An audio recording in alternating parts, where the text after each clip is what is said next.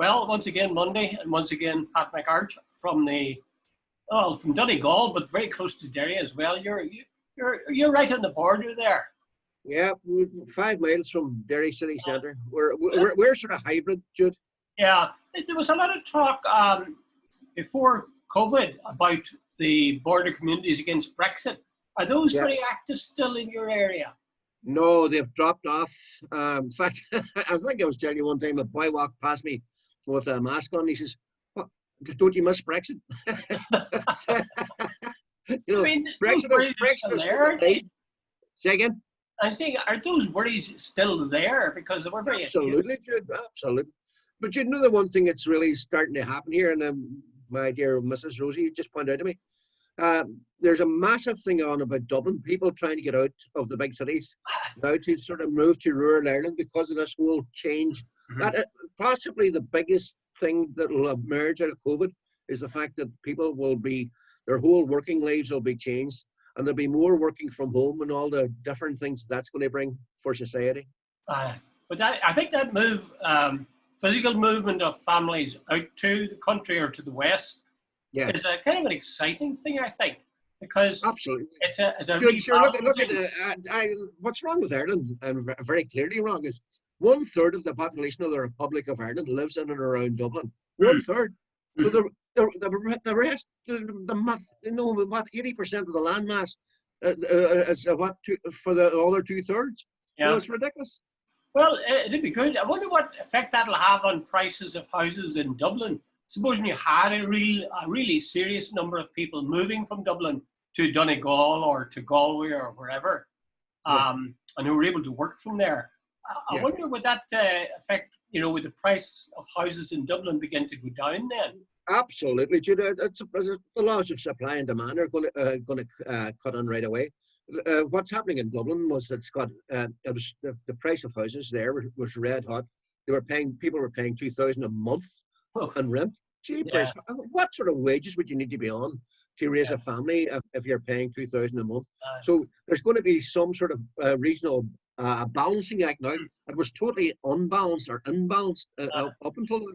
do you think, Pat, will they be able to adjust to living in more rural areas or smaller towns with ease? You don't see that as a problem. If you're a being No, person who's lived all your life in everything Dublin, good. and then you If you're suddenly find used to yourself, life, if you're used to life in Dublin, of course it's going to be different. But there's so much more.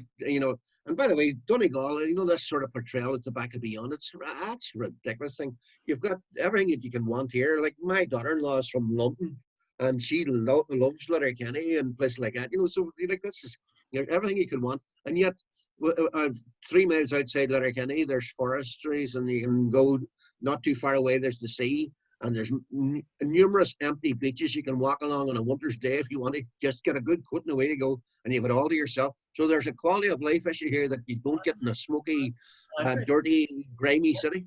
yeah, and of course the fact that people are going for staycations this Yeah. year or have gone for staycations, there'll be people who would have discovered things about rural Ireland or the west of Ireland that they didn't know, and they might find that they like it a lot, and that might influence them in terms of making. Absolutely. Jude, would you fancy living in Dublin? Like I lived in Dublin for about 14, 15 months way back in the day. And you love Dublin, but like I got to the stage, that sort of thing. I found it totally overcrowded. I almost found it claustrophobic in the sense you went for a drive, 2 yards stop, 2 yards stop, 2 yards stop, and everywhere you want to go there was queues. Come to Donegal, wide open roads, great fresh air. There's no pollution. What's there not to love? And I'm Yeah. deadly serious about that. I'm not taking any of the piss out of it. Absolutely. I kind of agree with Yeah, you. yeah, When I say I love Dublin, I do love Dublin still. yeah, But I mean, yeah. there'd be parts of it I'd love more than other parts. And Yeah. also, I'm harking, in a way, what I'm doing is I'm trying to hark back to my youth, which is spent in Dublin when I was in my Yeah. late teens and 20s. Yeah. And that's such a, what do we call it, carefree time in your life. Yeah. That, Before the mortgage and before the kids, whatever.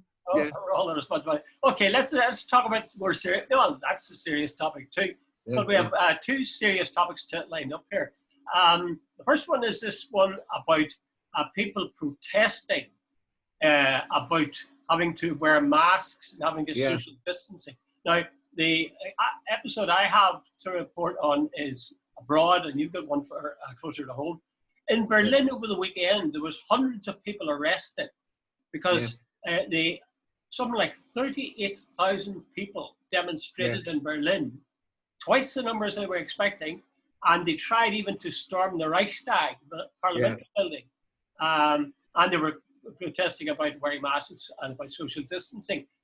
And the German infection rate is now at the highest since April. So what it'll do if those people keep on protesting, the mind boggles. What's your story about here, Pat? Well, there's a famous, well, infamous almost now, Gemma O'Doherty. She was a former, very well respected journalist with Irish Independent, but she seems to have gone over to the, I'll not say the dark side, but very much on the right wing, the conspiracy theorists. That, well, Jude, I remember watching some years back two eminent professors talking about it, of all things, the aspirin. One said it was the greatest drug ever invented, and the other said it was seriously dangerous. So their medical opinion about everything is always going to be divided. But here's one thing that everybody knows. Coronavirus is with us. There is no cure for it. And there's the lady scientist that I heard on Sky quite a few months ago said, people making claims about the coronavirus when they don't know the facts. No one's quite sure what, if you get coronavirus, will you have a permanent lung problem? Will you have damaged lung valve or heart valves? No one's quite sure. So to dismiss this as, it's a simple light flu, So most of the experts, right, here's, because I'm going on a bit here, but if it's so minute and so insignificant, see the next time that you think masks are not important, if you're going to have an operation, tell the surgeon, don't bother with the masks and don't bother washing your hands and all this sort of stuff, and see what happens. This sort of rubbish gets on my wick because, like, we have so many people died from stupid things. The conspiracy theories. There's always a wee bit of truth in a conspiracy theory. That's why it's a conspiracy theory. But you go ahead now, Dr. Collins. I was just thinking that for many people it's such a massive change. I don't think it's a hard thing to do, but it's a very marked change from the way we live. That is to say, your natural tendency is to go and stand right beside the person you're talking to. Oh yeah, somebody you love, to give them a hug, or well. And likewise, wearing a mask is something that people in Japan did, or Tokyo, or somewhere like that. For years. Yeah. So those are really big changes, and then they see Golfgate. So a combination of factors, and they begin to say, this is a load of rubbish. So it's an effort to make that change in your way of life, standing at a distance from people and wearing a mask. And then you see your betters, just ignoring it at Golfgate. This is the thing for me, Pat. What possible advantage does it give any government, other than medical now, to have people masked and hand washing and social distancing? I mean, the conspiracy theorists seem to see it as some sort of, I don't know what, is it a softening up of the population? There's this conspiracy theory that Bill Gates and George Soros, I've read, that it's all a big plan by the globalists to soften up the world. And when you think about it for 2 minutes, that's the biggest load of bullshit you can possibly come across. Could you imagine the Indians? What is about 2 billion people agreeing to that? Can you imagine the Chinese agreeing to that? Can you imagine the Russians agreeing to that? Can you imagine the people in the Middle East? That's absolute rubbish. But there's this sort of conspiracy theory and all. And like when you look at somebody like Bill Gates, he's spent billions of his own money. He's got plenty. Doing things like for malaria drugs and all the rest. But it's evil. And one of the things he really, really has been condemned with, they said he was trying to promote this sort of thing about vaccinations. But what he said was to people, stop believing the conspiracy. Go to reputable sites like the WHO and look and get the facts yourself. And of course that made him, look, he's trying to take over the world. And you go, where is all this sort of, Jude, it would be laughable, but from the point of, but it is dangerous. But here's the other thing, Jude. I am aware of several people, and not too far from where I'm sitting now, medical people who are actually basically saying this whole thing about masks and unnecessary, and it's a shamdemic, not a pandemic, and all the rest. And you sort of go, wait a minute, hey, Did you say you those know. are medical people near to you? Well, yeah, I don't want to go to Jude because we could get into a lot of Well, maybe you're not saying yeah, but I'm aware that there are people who are saying that this has been grossly overplayed. well, I mean, I would have thought common sense would tell you that if there's a virus, the chances of getting the virus increase as you approach people, the closer you get to Yeah, them. And it usually comes on their breath.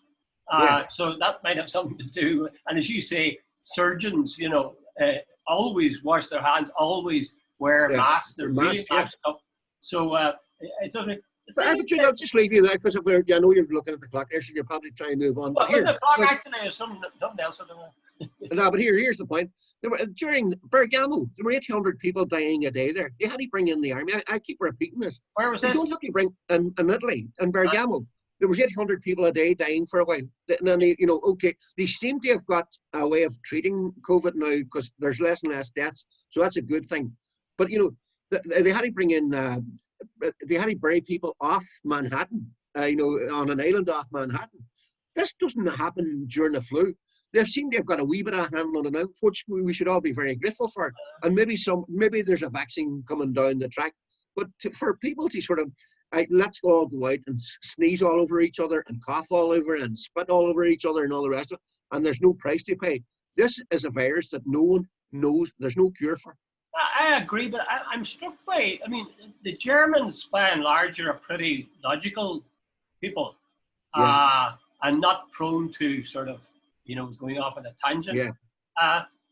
38,000 of them. But it's 60, 70 million people in Germany. The other thing as well, these people are by and large the alternative for Germany. This ultra right wing, they're the ultras, and so on. Now, 38,000 people is a lot. But, hey, Jude, right across if you get on social media, Jude, as I'm sure you have, and you see the number of people who are sort of dismissing all this, all these experts all seem to be, they're saying that all these medical people, the WHO and so on, and Britain and Ireland and America, have all been bought off. Dr. Fauci have all been bought off. And you go, good. No, but sure, hey, look how many people voted for Trump. I know. Well, you were talking about going online and finding nutters with this line on COVID. But there's a hell of a lot of them. I run into tend to be people who are saying what a wonderful man Trump is. That's exactly. And they usually have Irish names as well. Geez, the number of Irish names. Kelly, Flynn, good God. Anyway. Okay, so let's move to the second story then. Back to school. This is worrying a lot of people. One of the there's some of the reasons are academic and others are health-wise. Academically, in the South, I understand, there's some people very worried about weaker students. They feel they'll have fallen behind during the time they weren't going into school, and they sort of, as a result, throw up their hands really, and then mentally at least they'll say, I'm never going to catch up. So that sense that you're not going to be able to do it, I think that's a terribly crucial thing to avoid. The second thing is that they mentioned is quite a few of these kids during the summer when they were off or even earlier would have got jobs, part-time jobs, where they might be making €200 or something like that, 300 even a week. And they get the taste of money and they say, oh, Jesus, this is great. You're far better off making a bit of money. Yeah. But as somebody pointed out, like €200 or €300 a week is great stuff when you're about 16.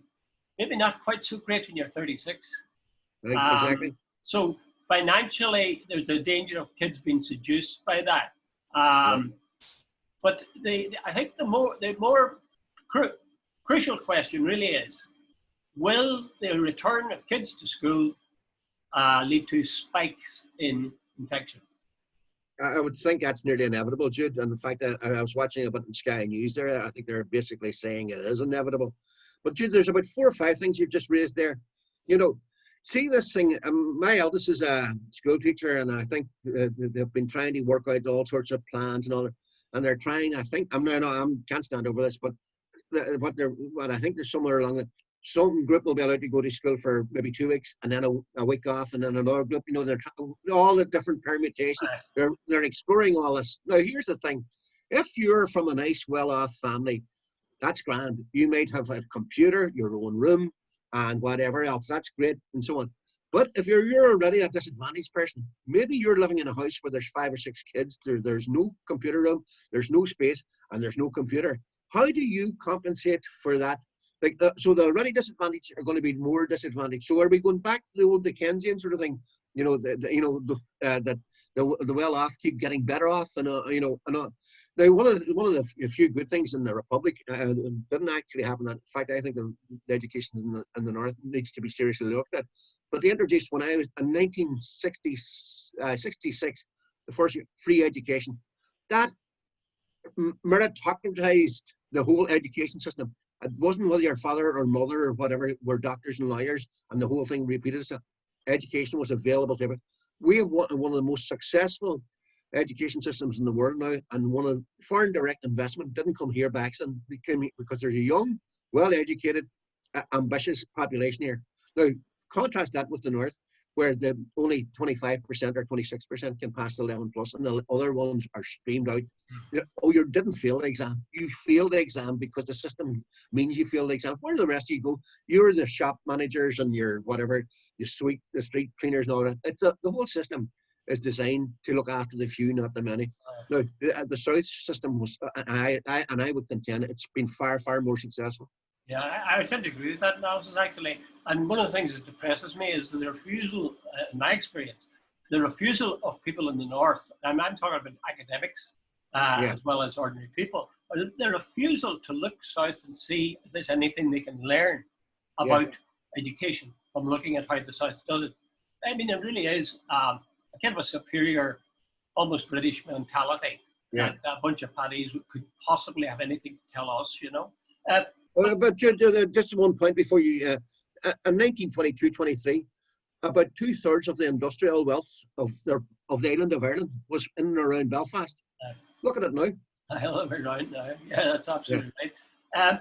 But I've been reading about this thing about infection, Pat, with kids, and some doctors, certainly some medics, say that it's rare for one kid to give another kid the infection. And it's even rarer for a kid to give the infection to an adult.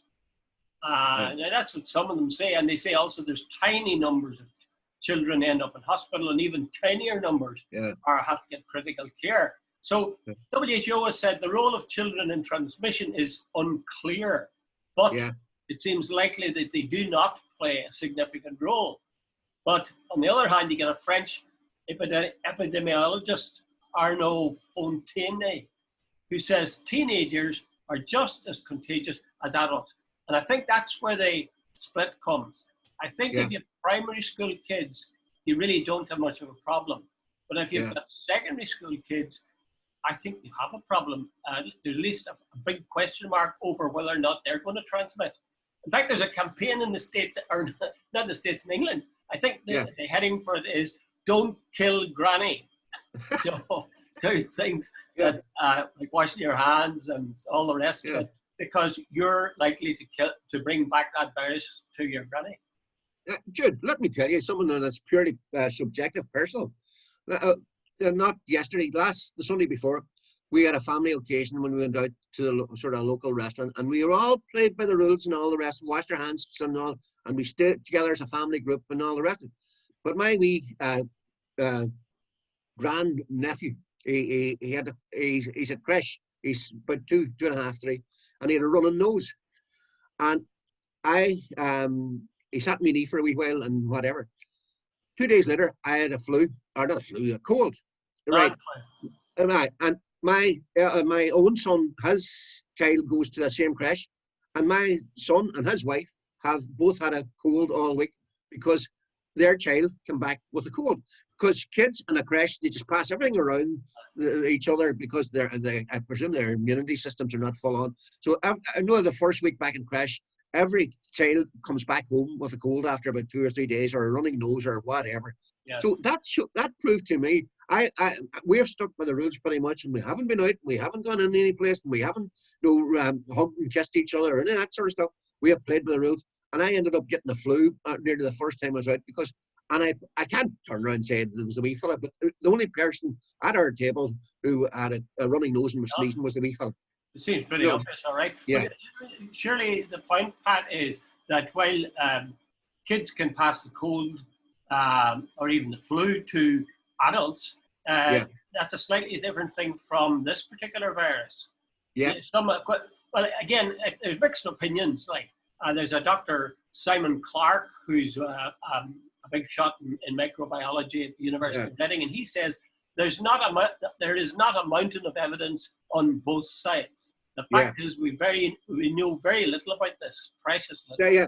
Jude, I keep coming back that I remember the woman. She was a scientist, she was a microbiologist or a viral. She was on Sky one day, and she said all these people coming on claiming to know what the way the pathology of this virus. She says Yeah, they are absolute, basically bullshitting because there is no way. She says we don't know. There is no cure for it. There is no. It hasn't existed before, and she says the long-term effects of it. So she says all these people saying, if you use like Trump, using disinfectant and stun and all the rest, they don't know how long it lasts. Even things like getting maybe a pizza delivered on a Friday night, they don't even know how long it lasts on the box. So yeah. somebody said, oh, hey, here's your pizza, and you lift the box. You could actually be picking it up there. So they know so little about it. So all these people saying that they know and that they know, they don't know. No, there's at least mixed opinions and mixed medical Yeah, opinions by experts. yeah, So for me, the obvious step in that case is play it safe.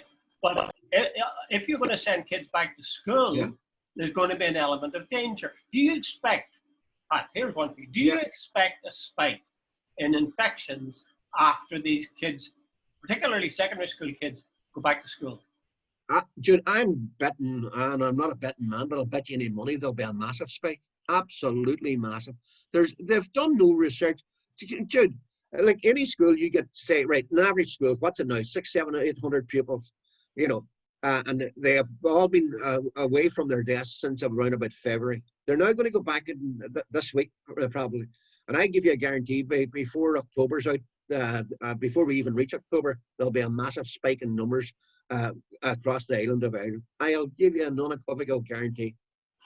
That's very depressing, Pat. Yeah, but it's inevitable. Like all you need is one. Sure, there was a Korea. It was a nightclub. One guy went in and he had the COVID virus and he passed it on. Like I'm making this up, but he's someone like 30 people, Yeah. and they traced it back to one person on one night. You see, So in a school situation, what? Sure, yeah, like, but the difficulty is with the school situation that some medical people say, even there is a spike or even there are a number more infections, yeah, it's better that the kids go back because yeah, otherwise they'll lose out so much socially and academically that, they'll maybe never, it'll damage their life chances. uh, Um, I think that's a wee bit simplistic myself, actually. I think they but should have been bending their minds a bit more to see how they could have developed online learning with kids. I know there's all sorts of difficulties, as you've described. Some kids yeah, don't have the equipment and so on. yeah, But in the long term, it might be, in terms of provision, in terms of yeah, expense, it might be cheaper to somehow or another give kids laptops or whatever than yeah. it would be to cope with, as you say, another massive spike. Yeah, but you see, there's probably tourists. I've got a first-hand a wee bit of experiences. I was working with a migrant centre in Derry, and we tried to do online English language classes, and it just doesn't work. It's why if you're sitting at like I would need to get up just if we had 4 or 5 people, and some of them from Syria and somewhere from Iran or somewhere, and you try to explain this is a fork. You can't. You need to get up and be able to walk around. If you've them got something in front of you, this is a spoon, this is a fork. My name is. You can. It's very difficult to explain all that Well, over the. Yeah. yeah, I agree with you. But mind you, I have been on some Irish learning virtual classes on Zoom, and Yeah. yes, it's not the same thing as being there. But a lot will depend on on circumstances and what experience people have of using this medium. And I just think there's an awful lot of possibility there. And again, given the alternative and given the price you might have to pay for the Yeah. alternative, sending kids back to school and then infection growing, I, Yeah. I'm a bit disappointed that more people haven't been saying Look, here we put a body together. They're going to spend the next month working on developing this kind of thing so it can work. I find that's it seems to be to throw away a valuable tool in the fight against COVID. Yeah, but one other thing that you haven't mentioned, Jude, is I don't think any society economically can afford to keep going the way we're going. Like the Irish government have been paying out something like €350 per person unemployed for the best part now of 6 months. Like it's either A, coming to an end or has come to an end, I'm not 100% certain. And like a lot of businesses are shut down. The tax revenues and all the rest aren't coming in. There is no way any modern day society will be back to bows and arrows if we keep going the way we're going. They've got to open up society again. And now that's the risk. Hey Jude, what was it? The Spanish flu was with us for, what was it, 3 or 4 years? That virus before it died. Oh, stop. Now, I think it was only 2 years actually, Pat. I have a feeling you could be right, Jude. I'm not arguing. I'm not 100% certain. 2 years would be long enough, wouldn't it? Absolutely. Well, we're nearly in. Well, we're in about 8 months at this stage. Only 6 months. You're only kidding yourself if you think about it. God, this is a very gloomy sort of conversation. Yes, let's cheer everybody up. Next time we'll both have a joke to end on. Yeah. Right? A prerequisite, you have to end with a joke. Okay, Jude. Leave them laughing. Okay, Pat. Good luck, Jude.